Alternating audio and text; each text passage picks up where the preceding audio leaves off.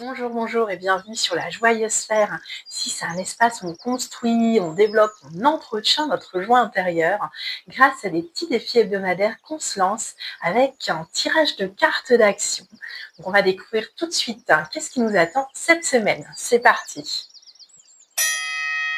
Et c'est parti pour le tirage de cartes. Alors voilà, c'est pour ceux qui ne connaissent pas, c'est des petites cartes d'action hautes en couleurs avec vraiment des éléments importants pour pouvoir construire et développer sa joie intérieure. Alors, on va prendre, allez, celle-ci, ralentit un peu. Et oui, la vie nous demande d'être productive, de tout optimiser au travail comme dans notre quotidien. Et ça donne que le soir, on est complètement saturé, on s'écroule dans le canapé et en plus, on se rend compte qu'on est passé à côté de notre journée. On était finalement en mode pilotage automatique.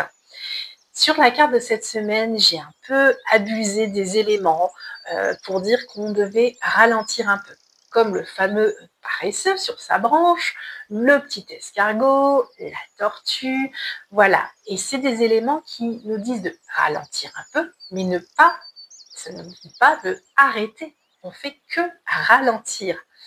Donc certains appellent ça le slow life. Alors pourquoi on a tant de mal à ralentir? En fait, on nous a appris que prendre son temps, c'est perdre son temps, qu'on allait en faire moins. Il y a même des psychologues qui expliquent que beaucoup d'enfants ne savent plus s'ennuyer parce que on leur donne un agenda, un emploi du temps de ministre. Et en fait, on fait pareil avec nous. Parce que oui, remplir nos journées, eh ben, ça permet aussi de ne pas réfléchir.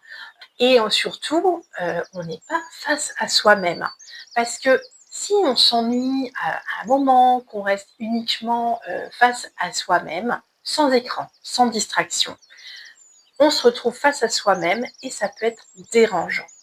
Alors aujourd'hui, je ne vais pas te dire qu'il faut ralentir en permanence, c'est en fait prendre conscience que ralentir un peu, de temps en temps, c'est nécessaire. Et pourquoi c'est si nécessaire? Parce qu'en fait, vivre en permanence dans l'occupation, c'est vivre dans le stress, dans la vitesse, la performance, et c'est demander à notre cerveau d'accepter ça comme quelque chose de normal. Et ralentir, eh ben, ce n'est pas rien faire, c'est faire autrement. Un exemple concret, le matin, tu bois ton café et tu scrolles en même temps où tu réfléchis à ton programme de la journée. Et si tu faisais uniquement boire ton café, ressentir la sensation de la tasse chaude dans tes mains, le goût du café, la bonne chaleur que ça te procure, voilà, finalement, on ne perd pas son temps, on savoure le moment présent. Ça peut être par exemple, au lieu de marcher très vite, eh bien prendre le temps de marcher un petit peu plus doucement et de regarder le paysage. En fait, quand tu ralentis, tes pensées, elles se calment et tu dois faire face au silence. Et ça peut être un peu dérangeant parce que ce silence, il peut nous faire peur. On se retrouve face à nous-mêmes, mais surtout ce silence, ça va nous permettre de révéler ce qu'on souhaite vraiment.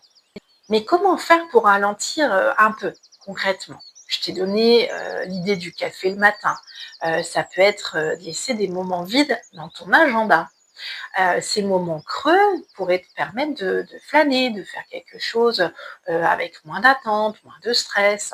Ça peut aussi être apprendre à dire non pour se consacrer du temps. D'ailleurs, tu peux retrouver une demi-vidéo sur le sujet, apprendre à dire non, poser des limites à son entourage pour se retrouver.